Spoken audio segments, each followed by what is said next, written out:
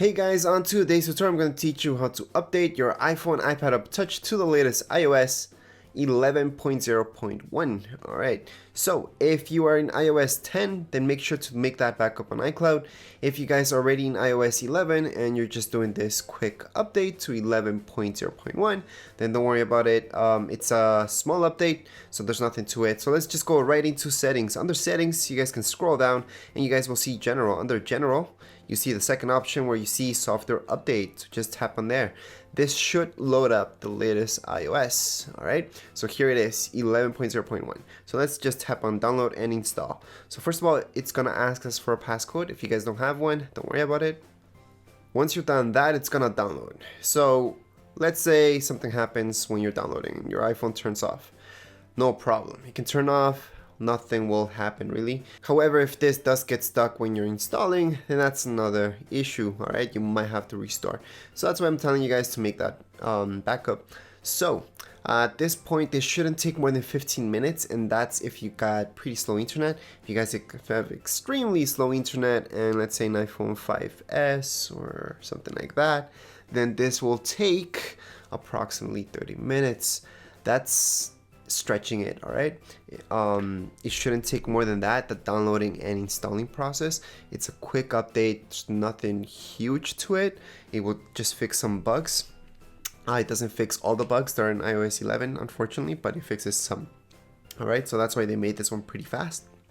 Other than that, it's a quick update. Like I mentioned, this will not take that long to download.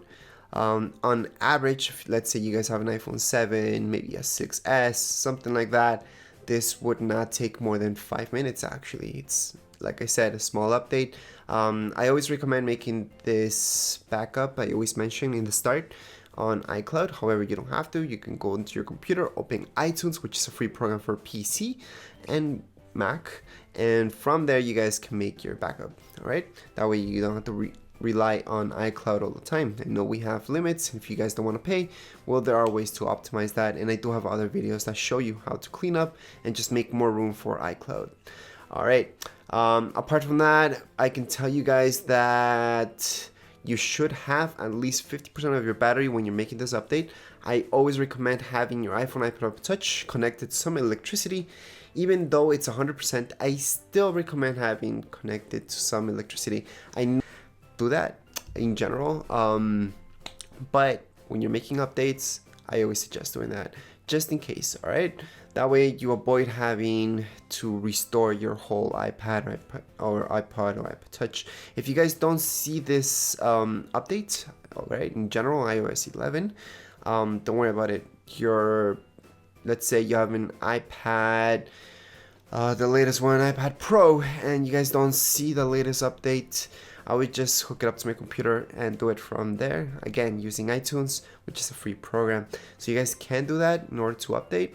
Now let's say you guys have an iPhone 4, 4S, something older like that, then I'm sorry, you will not be able to update to iOS 11, which, hold on, it's actually not a bad thing. With every iOS, it gets heavier and there's more features, and that's why older generations cannot update to these newer iOSs, because it will make those iPhones, iPads, or Touches way too slow. So that's why you guys can't update really old iPhones to the latest iOS. I know some iPhones are even stuck at iOS 9. For example, iPad 1 is actually stuck in iOS 5, so all the way back there. You have older iPhones as well as 3GS, also stuck way back in iOS 7. So I wouldn't worry about this. If you guys want to update to iOS 11 and let's say an older iPhone, just because you can't download Facebook, for example, or anything like that, like Twitter and so on, because it's asking you for a newer iOS, well, I do have a separate video as well of how to do this without updating your iPhone or iPad or Touch. Right, so you don't need to download the latest iOS in order to download these other apps.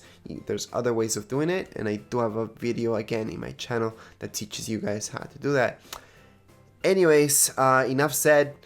Once this gets downloaded and installs, you guys will see a black screen. That means it's restarting. Then you guys will see a white screen and an Apple logo plus a loading bar. Once it's done that, it's just gonna ask you for your password. All right, if you guys don't have a password, you don't have to worry about this. And that's it. That's it for this. All right, so as you guys can see, it's a really small update. Don't have to really worry about anything. Do little things come back, such as multitasking 3D touch? No. 3D touch still works, so as you can see, it works. However, multitasking 3D touch doesn't. So for those of you who had that question, there it is. I'm sorry, but with this update it didn't. Hopefully with the next one up, it will come back. Anyways, that's it for this video tutorial. If you guys have any questions, comments, you can write them down here below in the comments area. And don't forget to subscribe and rate. Thank you.